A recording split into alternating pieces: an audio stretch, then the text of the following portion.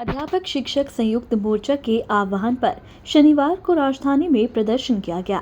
भेल स्थित दशहरा मैदान में प्रदेश के अलग अलग जिलों से शिक्षक मुख्यमंत्री अनुरोध यात्रा के लिए एकत्रित हुए हैं। आयोजकों के मुताबिक इस प्रदर्शन में 50,000 से अधिक शिक्षकों की भागीदारी की है।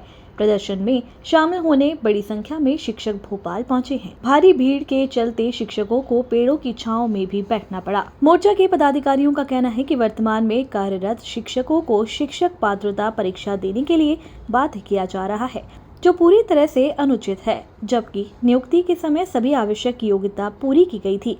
इसके बाद 20 से 25 साल की सेवा के बाद नई शर्तें थोपना न्याय संगत नहीं है। सुप्रीम कोर्ट के हालिया आदेश से 90 से 95% तक शिक्षक प्रभावित हुए हैं। इनमें अधिकांश वे शिक्षक हैं जो अध्यापक से शिक्षक संवर्ग में शामिल हुए हैं।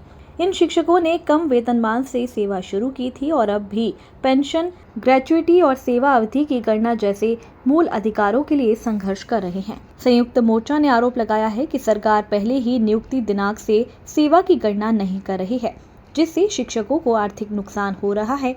अब टीईटी को अनिवार्य करने से उन पर अतिरिक्त दबाव बन रहा है। साथ ही सेवा प्रभावित होने की स्थिति में कम पेंशन और ग्रेच्युटी मिलने की आशंका ने शिक्षकों की चिंता बढ़ा दी है। मैं ठाकुर संतोष सिंह दीक्षित, प्रदेश अध्यक्ष कर्मचारी महासंघ भोपाल, और आज के संयुक्त शिक्षा प्रांतीय आह्वान पे जो आज ये जो धरना प्रदर्शन आंदोलन हो रहा है, इसका मैं समर्थन करता हूँ, सहयोग करता हूँ।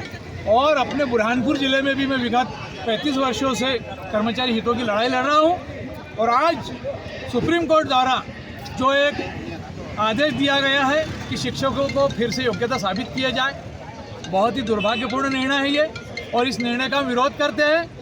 ये किस प्रकार बार बार शिक्षकों को योग्यता साबित करने की बात की जाती है।